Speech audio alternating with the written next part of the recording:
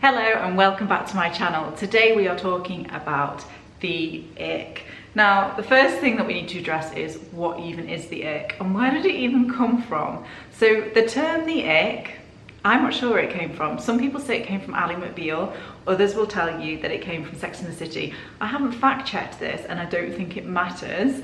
Some people probably only heard of the ick, and I'm one of these people, when people started to use it on Love Island.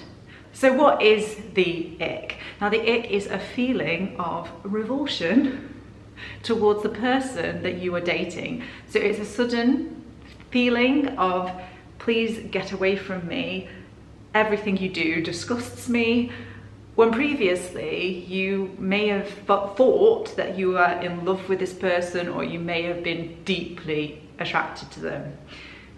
Not a good place to be, right? No one wants to have the ick. No one intentionally invites it into their life, but it does happen. Now, the first thing that I want you to do if you're feeling, ooh, what is going on for me at the moment? Do I have the ick? Is to decipher whether or not the ick really is the ick. Now, the ick could be something else, and I think it's really important that we talk about what else it could be before we talk about what to do if you actually have the proper ick. Really scientific this, isn't it? The first thing I want you to think about is whether this might be fear and not the ick.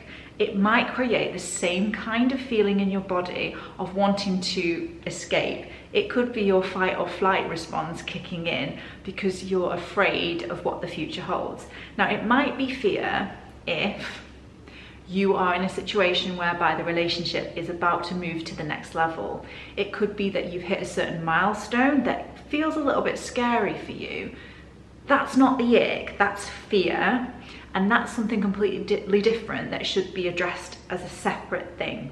I am the queen of the not ick because of I'm afraid. So I've always struggled with like certain landmarks, and I realized it's a me thing, not the relationship thing. So another thing that you could ask yourself is it something that they're doing, or am I creating it?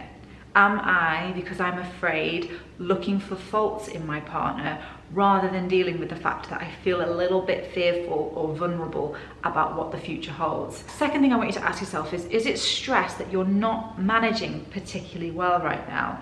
Sometimes when things feel all up in the air, we might then start to take it out on the relationship that we're in and start to question and doubt. Doubting a relationship isn't the ick. So if you're particularly stressed, I just want you to think about ways that you can reduce the stress in your life before you leap to the conclusion that this is the ick and you need to get out. The third thing that it could be that isn't the ick is it could be that passionate love has started to decline. There are two types of love, passionate and companionate love. Passionate love, I hate to break it to you, always declines in long-term relationships. And this decline typically occurs at the 12 to 18 month mark. It can be reignited. Passionate love and companionate love can coexist, but what can happen when you hit the 12 or 18 month mark or thereabouts is that you start to see your partner for who they truly are. Now, if your values do not align and you start to see this, that could trigger the ick. Or it could just be that you have started to see your partner for who they really are, and the lust has started to die down a bit, and you're misinterpreting this as being the ick, and you might think, oh, I need to get out. Not necessarily the case. It might just be that you need to manage your expectations about how long-term relationships pan out. If this might be you, I want you to ask yourself, is it just the novelty wearing off? And do I have realistic expectations about dating and relationships? Because if you don't have realistic expectations, this is something that will just keep reoccurring in your relationships. My final ick-like feeling that might not be the ick is that your partner might be a little bit too close for comfort. They might be seeking an emotional bond with you that's stronger, tighter, and closer than what you seek. And you might be trying to find autonomy, and you might be then trying to pick at faults in your partner that aren't really there, or they were always there, you just didn't have that reaction of, I need to get away from this person because they weren't that close before. Now this could be problematic, and it might even be a you thing. It could be that you're dating somebody who's particularly anxious, who has particularly strong desires to get close. It could be, if it's a you thing, it could be that you don't particularly enjoy having very tight emotional connections, or even what a lot of people would describe as a healthy, secure relationship. If that's you, you'll see this pattern within your relationships. So with all of these, it's good to ask yourself, is this a reoccurring theme in my relationships? Is it even coming from them?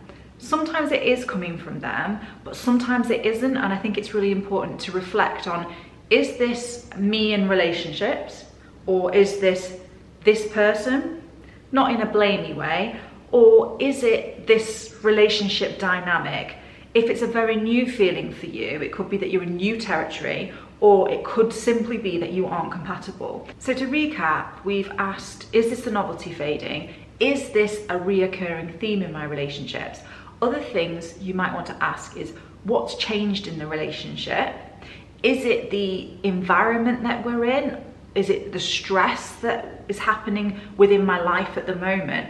Or is it something that they're doing? If it's something that they're doing, is this something that is changeable? Or is this something that is part of them and part of who they are? So what if we realize that actually this is definitely the ick?